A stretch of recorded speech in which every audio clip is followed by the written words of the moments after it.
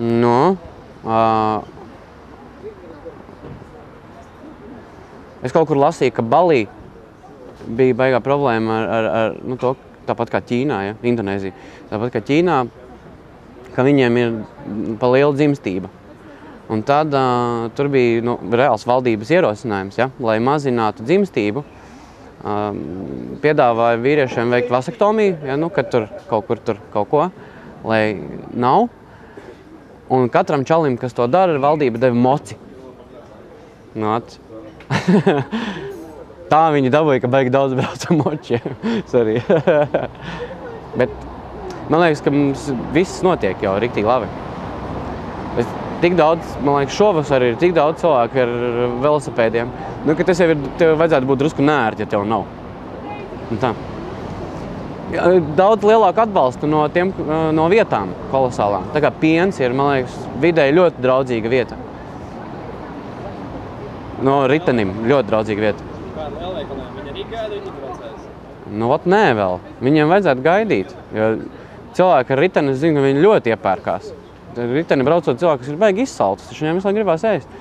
Ļoti grūti iebraukt tās vietas, kur vispār neļauj ievest riteni. Viņam vajadzētu pacelt nodokļus. Un tādas visādas mazsvarīgas niansītes, ko, man liekas, likumā var paredzēt.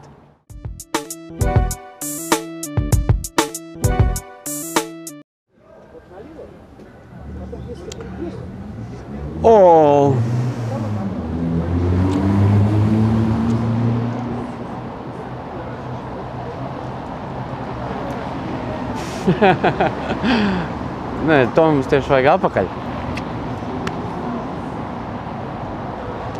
Nekas nenotikt ar tiem trotuāriem, droši vien, ja visu sadaisīt uzbraucamus. Vairāk man nekas baigi nestrauc, vienīgais tā trotuāra pasaule, jo,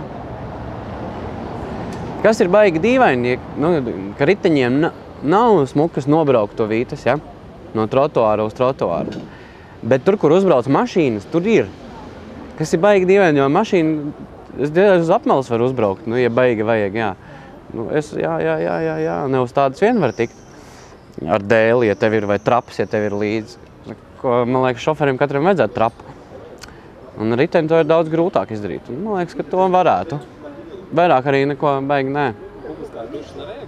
Riteņbraucējiem? Tā kā varētu atļaut iebraukt automazgātuvē. Es pieļauju bez maksas, tādu īso. Tur kaut kādu bronzu. Bez vaska. Ar podkastīm vai bez? Ar riteni. Būtu svarīgi. Es nezinu, starp citu, vai Magdraivā apkalpo, tas man arī satrauc. Jo es zinu, ja kājām aiziet, tad neapkalpo. Un ja tēlo, ka tev ir mašīna, tad arī neapkalpo. Un tas vajadzētu noskaidrot.